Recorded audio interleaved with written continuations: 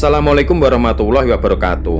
Halo teman-teman, selamat berjumpa di channel Gemesket. Di malam ini saya akan mempersembahkan sebuah cerita yang sangat menarik sekali. Tanpa banyak kata, kita langsung saja ke ceritanya ya teman-teman. Saya ucapkan selamat menyaksikan. Malam itu Pramono hanya bisa memandangi istrinya yang sedang sibuk mengemasi barang-barang yang akan dibawa untuk aktivitas mendaki gunung esok hari. Sebut saja istrinya ini bernama Rosa. Bukannya minggu kemarin kamu baru saja mendaki? Apa besok akan mendaki lagi? Apa kamu tidak capek? Tanya Pramono. Rosa pun menjawab, namanya hobi itu tidak kenal capek, Mas.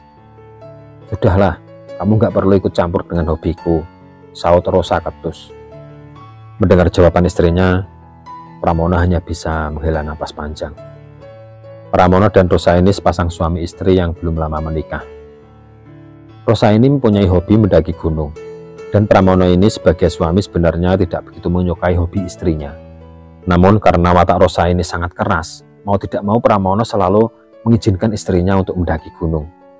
Padahal dalam aktivitas mendaki gunung, tentu saja di dalam grupnya itu akan ada banyak lelaki. Di dalam grupnya Rosa ini ada 9 orang. Dan yang perempuan cuma Rosa dan Wendy. Wendy ini sahabatnya Pramono. Cuma Wendy ini masih lajang. Dia belum menikah, jadi tidak ada masalah dengan aktivitasnya. Berbeda dengan Rosa yang sudah mempunyai suami. Namun karena sifatnya yang sangat keras itu, Pramono benar-benar tidak mempunyai nyali untuk melarang hobi istrinya. Di dalam grup mendaki ini, Rosa sangat akrab dengan seorang pemuda yang bernama Zainal. Bahkan dalam setiap aktivitas mendaki, tidak jarang Zainal dan Rosa ini sering berjalan berdua. Bahkan sempat beberapa kali Wendy memergoki kalau mereka ini satu tenda. Dan ternyata memang benar perkiraan Wendy. Rosa dan Zainal menjalin hubungan terlarang. Apa kamu tidak sayang dengan rumah tanggamu? Kata Wendy suatu saat menasehati Rosa. Sudahlah Wen, ini rumah tanggaku dan ini urusanku. Kamu tidak perlu capek-capek memikirkan ini. Aku sudah siap dengan semua resikonya. Urusi saja urusanmu itu sendiri, Wen. Saut Rosa dengan nada yang kurang senang. Sejenak, Wendy hanya bisa menghela nafas panjang. Namun dia tetap menasihati Rosa. Tapi kasihan suamimu.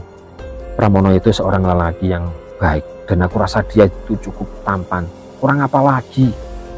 Dia tidak pernah macam-macam. Sungguh sangat disayangkan sekali jika suami sebaik dia itu kamu hianati. Rosa tidak menjawab. Terlihat raut wajah kesal di mukanya. Dia pun pergi begitu saja dari hadapannya Wendy. Wendy serba salah. Wendy ini juga sahabatnya Pramono. Dia sebenarnya tidak ingin membiarkan Rosa terus-menerus mengkhianati Pramono. Namun Wendy khawatir kalau dia terlalu jauh ikut campur dalam rumah tangga Pramono, justru akan menjadi bumerang baginya. Dia takut kalau Pramono salah paham dan menuduh dia ingin menghancurkan rumah tangganya. Namun jika diam saja, terus terang hati nurani Wendy sangat bergejolak. Wendy hanya bisa berdoa supaya Rosa cepat sadar.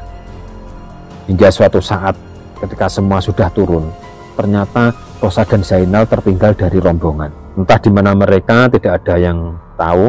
Ternyata saat itu Zainal dan Rosa memang sengaja memisahkan diri dari rombongan.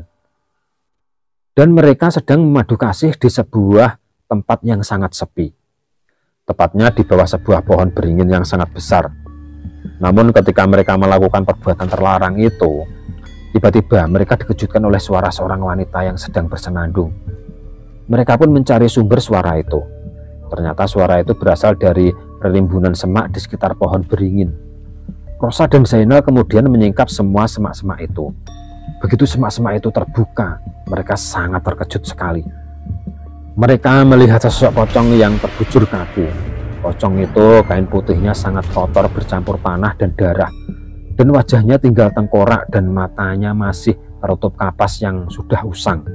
Tiba-tiba kapas yang menutup mata pocong itu terbakar dan bangkitlah setan pocong itu dengan mata yang menyala. Zainal dan Rosa langsung menjerit, tapi mereka benar-benar tidak bisa menggerakkan tangan dan kakinya. Mereka tidak bisa berbuat apa-apa selain melotot melihat pocong itu.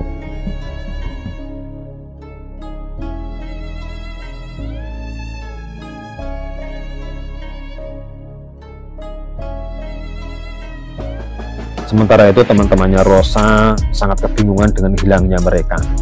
Akhirnya sebagian dari anggota grup kembali mendaki ke atas untuk mencari Zainal dan Rosa. Akhirnya mereka menemukan Zainal dan Rosa sedang tergeletak pingsan di bawah sebuah pohon beringin besar. Sampai di rumah Rosa masih belum sadar. Rosa pun dibopong oleh teman-temannya masuk ke dalam rumah. Pramono sempat panik melihat kondisi istrinya. Namun Wendy pun berusaha menenangkan Pramono. Ketika teman-temannya sudah pamit pulang, Wendy menyempatkan diri untuk mengobrol berdua dengan Pramono. Wendy menasihati Pramono agar lebih tegas terhadap istrinya dan lebih sering mengawasi aktivitas istrinya, terutama aktivitas HP-nya. Pramono pun menyadari kalau semua perkataan Wendy memang ada benarnya. Selama ini dia kurang tegas dan kurang mengawasi istrinya.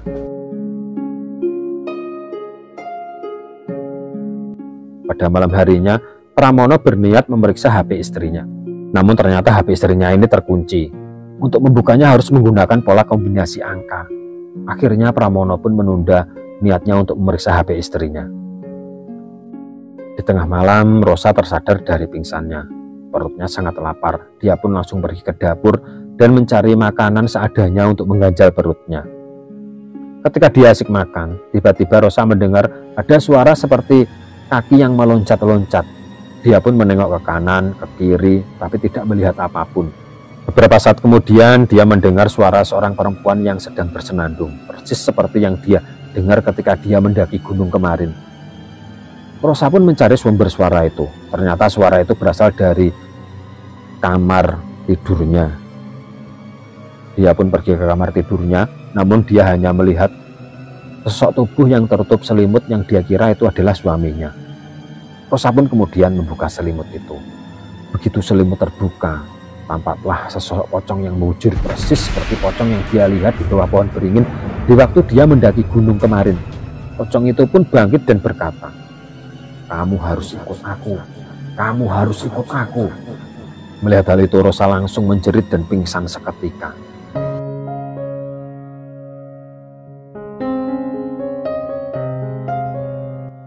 Keesokan harinya, Pramono sangat terkejut ketika melihat istrinya tergeletak di samping tempat tidurnya.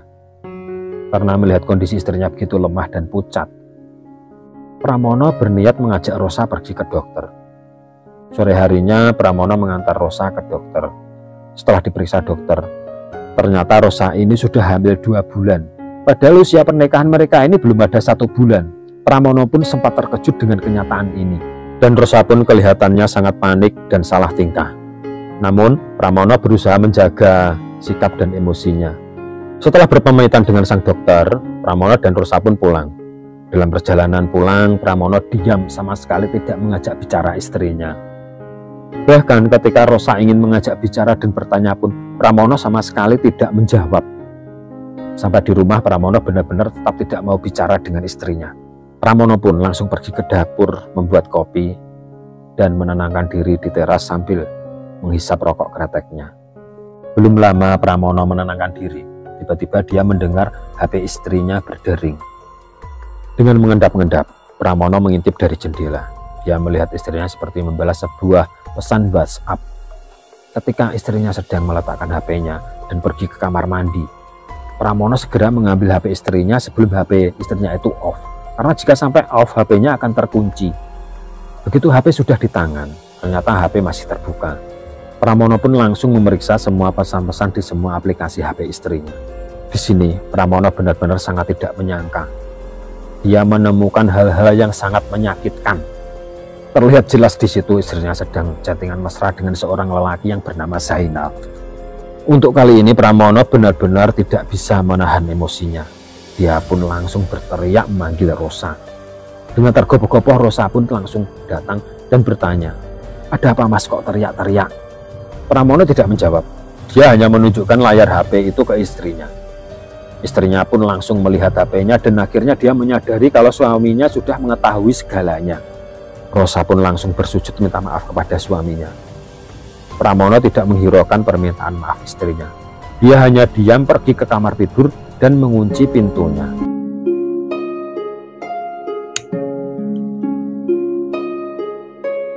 Rosa pun mengetuk pintu kamar tidur dan dia tetap berusaha memohon-mohon Pramono agar memaafkannya.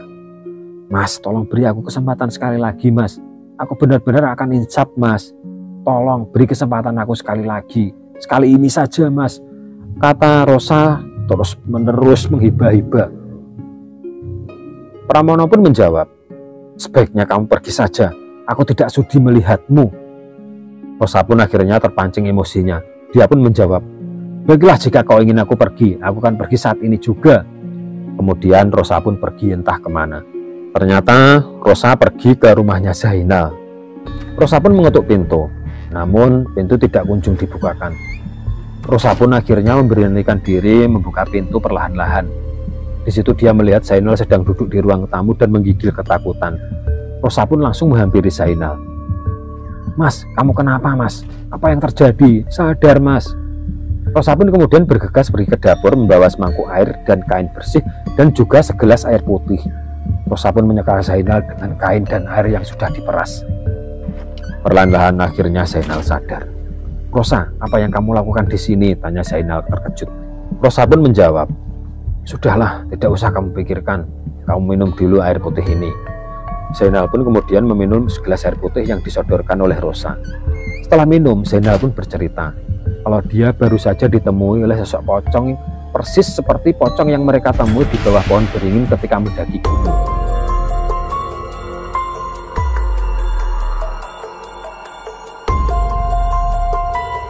Rosa pun langsung terkejut. Dia juga menceritakan kepada Zainal kalau dia juga sering ditemui oleh sosok pocong seperti itu.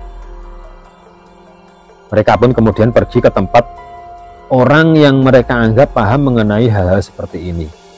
Mereka pergi ke tempat seorang dukun di sebuah tempat terkecil. Sampai di tempat sang dukun, Rosa menceritakan semua masalahnya, mulai dari dia melakukan hal terlarang di bawah pohon beringin dan akhirnya bertemu dengan sosok pocong sampai sekarang. Mendengar cerita kedua orang ini, sang dukun pun sempat menggeleng-gelengkan kepala. Entah apa arti gelengannya itu. Namun kemudian dia berkata, jika kalian tidak terburu-buru, sudahkah kalian menunggu beberapa jam, karena aku akan bersemedi menemui sosok pocong itu. Rosa dan Zainal pun tidak keberatan. Mereka siap menunggu dalam waktu lama. Kemudian sang dukun bersila dan membaca mantra. Beberapa saat kemudian, tiba-tiba tubuh sang dukun bergetar hebat. Rosa dan Zainal saling berpandangan melihat fenomena itu. Tiba-tiba sang dukun itu wujudnya berubah menjadi sosok pocong yang sering menemui mereka. Rosa sangat ketakutan dan hendak berlari, namun Zainal mencegahnya. Kamu tidak perlu takut, mungkin ini bagian proses dari semedi sang dukun. Dengan sedikit ragu-ragu, akhirnya Rosa kembali duduk di samping Zainal. Sampai beberapa lama kemudian, wujud sang dukun itu kembali ke wujud semula. Namun beberapa saat kemudian, kembali berubah menjadi wujud pocong. Dan beberapa saat kemudian lagi kembali ke wujud semula. Wujud sang dukun ini berubah-ubah hampir sampai 4 kali. Akhirnya semedi sang dukun selesai. Terlihat raut wajah kelelahan di raut muka sang dukun.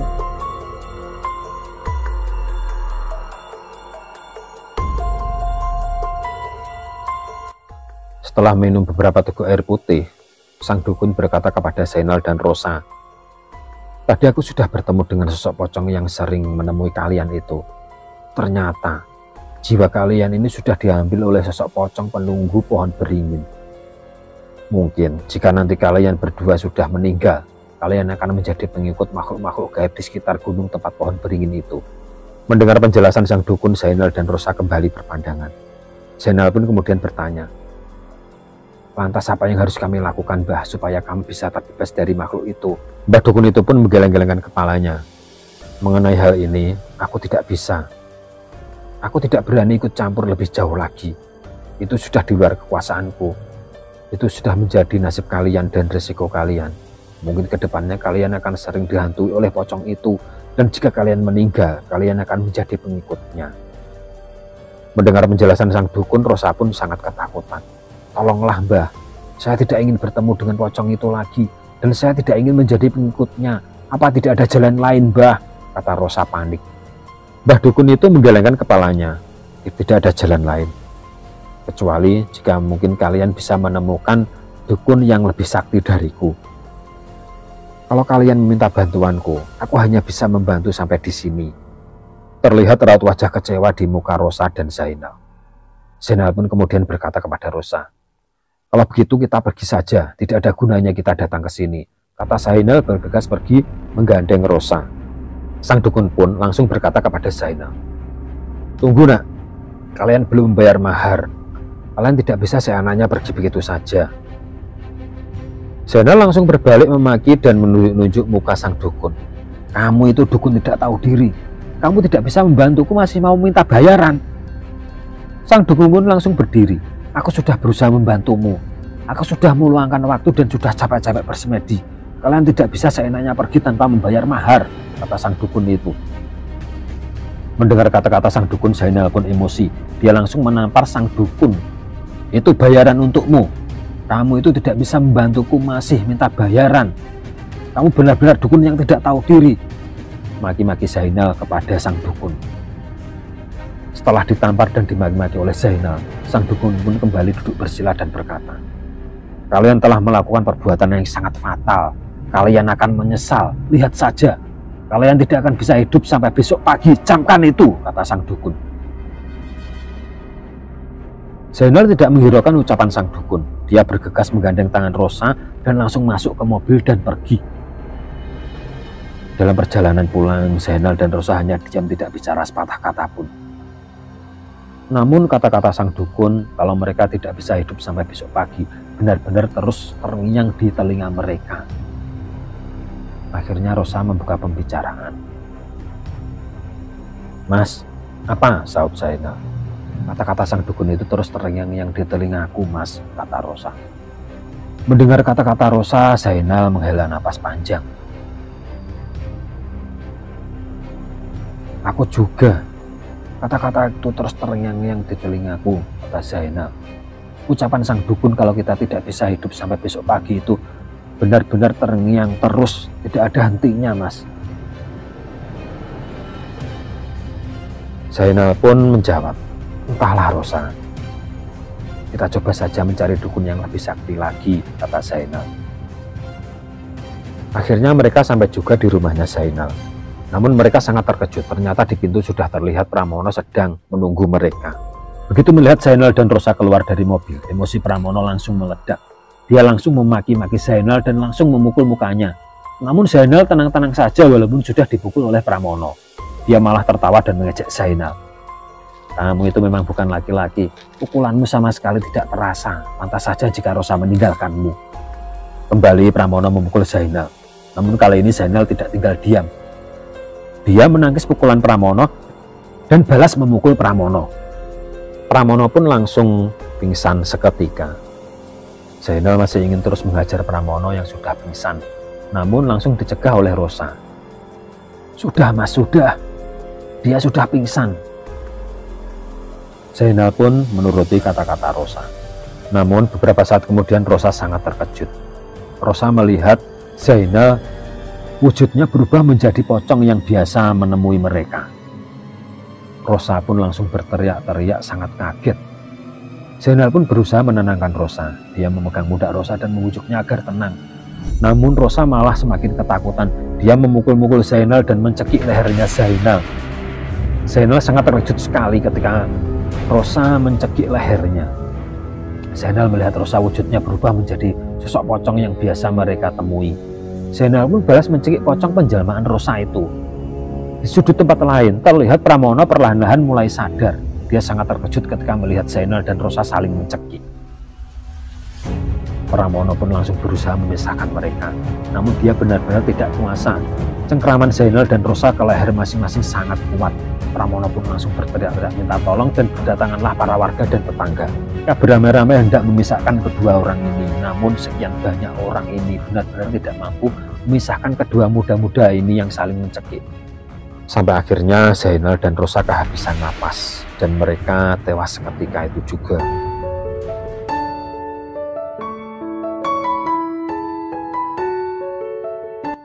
Nah, begitulah teman-teman. Ketegasan seorang suami memang sangat diperlukan dalam berumah tangga. Intinya ketegasan dalam hal kebaikan. Karena jika sampai suami itu lemah dan tidak punya nyali untuk mengendalikan istrinya, tidak menutup kemungkinan apa yang terjadi dalam cerita ini bisa terjadi di rumah tangga manapun. Sekian dan terima kasih. Semoga bermanfaat. Semoga teman-teman bisa mengambil hikmah dari cerita yang saya ceritakan malam ini. Jangan lupa komen, like, dan subscribe ya teman-teman. Wassalamualaikum warahmatullahi wabarakatuh.